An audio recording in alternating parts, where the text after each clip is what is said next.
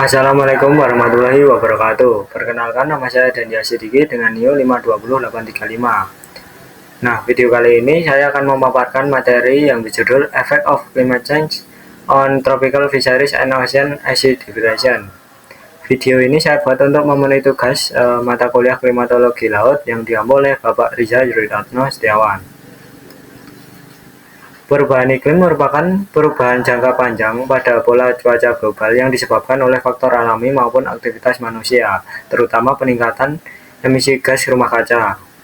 Yang kedua, perubahan iklim meningkatkan suhu permukaan laut, kemudian mengubah pola arus, menaikkan muka laut, dan memicu pengasaman laut.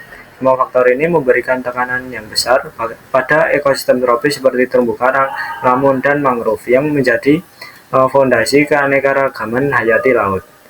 Yang terakhir, wilayah tropis adalah pusat keanekaragaman hayati laut dunia. Terumbu karang menopang 25% spesies laut, padang lamun menyimpan karbon biru, dan mangrove melindungi pantai. Kerusakan ekosistem ini akan langsung mempengaruhi ketahanan pangan dan perikanan. Selanjutnya, dampak perubahan iklim terhadap perikanan tropis. Yang pertama, pemutihan karang dan hilangnya habitat ikan karang, yang dimana kenaikan suhu ekstrim memicu pemutihan karang massal. Ketika jantela keluar dari jaringan karang, karang akan kehilangan energi, rapuh, dan berpotensi mati. Hilangnya terumbu karang berarti hilangnya habitat ribuan spesies ikan karang yang menjadi target tangkapan nelayan tropis. Kemudian, perubahan distribusi spesies dan pergeseran daerah penangkapan. Jadi, ikan tropis bermigrasi menuju perairan yang lebih dingin atau lebih dalam untuk mencari kondisi yang sesuai. Kemudian akibatnya hasil tangkapan menurun. Nelayan harus pergi jauh untuk melaut menangkap ikan. Kemudian biaya yang meningkat dan ketidakpastian perikanan yang makin besar. Selanjutnya yang ketiga, degradasi mangrove dan lamun menurunkan produktivitas perikanan. Mangrove dan lamun yang tertekan oleh kenaikan muka laut, suhu tinggi, dan perubahan salinitas kehilangan fungsi ekologisnya sebagai nursery ground bagi ikan. Kemudian juga terdampak seperti udang, kepiting, dan biota ekonomis lainnya. Penurunan area asuhan ini berdampak langsung pada rekrutmen ikan dan produktivitas tangkapan. Yang terakhir, pendapatan menurun dan kerentanan meningkat. Penurunan stok ikan dan perubahan daerah penangkapan membuat nelayan kecil kesusahan untuk menangkap ikan. Ketergantungan tinggi terhadap perikanan menyebabkan masyarakat pesisir mengalami peningkatan kerentanan ekonomi, sosial, dan budaya.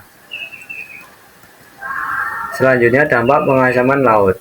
Yang pertama, penurunan pH menghambat proses kalsifikasi organisme laut. Ini mana peningkatan CO2 atau karbon dioksida yang diserap laut membentuk asam karbonat sehingga pH menurun. Organisme pembentuk kalsium karbonat seperti karang, moluska, dan plankton itu menjadi kesulitan untuk membangun struktur tubuhnya. Hal ini melemahkan fondasi rantai makanan dan mengurangi produktivitas perikanan. Selanjutnya yang kedua, kombinasi pemanasan laut dan pengasaman menciptakan double stress, yang dimana karang yang memutih akibat panas tidak dapat pulih dengan baik ketika pH laut itu rendah. Yang kedua, tekanan ini juga membuat terumbu karang lebih rentan dan terhadap penyakit dan kematian, sehingga pemulihan ekosistem membutuhkan waktu yang lebih lama atau bahkan gagal sama sekali.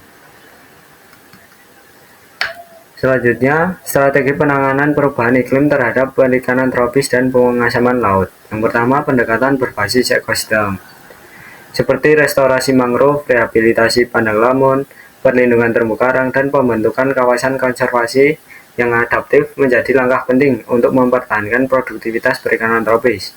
Yang kedua, penguatan kapasitas sosial dan diversifikasi mata pencarian, yang dimana masyarakat perlu didukung melalui peningkatan pendidikan, pelatihan adaptasi, diversifikasi pekerjaan, dan penguatan kelembagaan lokal agar mampu menghadapi perubahan jangka panjang. Yang terakhir, kolaborasi internasional, yaitu dapat melalui implementasi Paris Agreement dan SDGs yang penting untuk mengurangi emisi global, serta mengelola karbon biru dan memperkuat ketahanan ekosistem laut tropis. Kemudian kesimpulan, dapat disimpulkan perubahan iklim dan pengasaman laut ini secara simultan melemahkan fondasi ekosistem tropis yang menopang perikanan, yang menyebabkan penurunan stok ikan, lalu perubahan distribusi spesies, degradasi habitat, serta peningkatan kerentanan sosial ekonomi masyarakat pesisir. Upaya mitigasi dan adaptasi berbasis ekosistem didukung kebijakan inklusif dan kolaborasi global sangat diperlukan untuk menjaga keberlanjutan perikanan tropis. Selanjutnya, daftar pustaka yang saya gunakan seperti pada slide ini. Terima kasih. Sekian dari saya. Apabila terdapat kesalahan pada video ini, saya mohon maaf. Wassalamualaikum warahmatullahi wabarakatuh.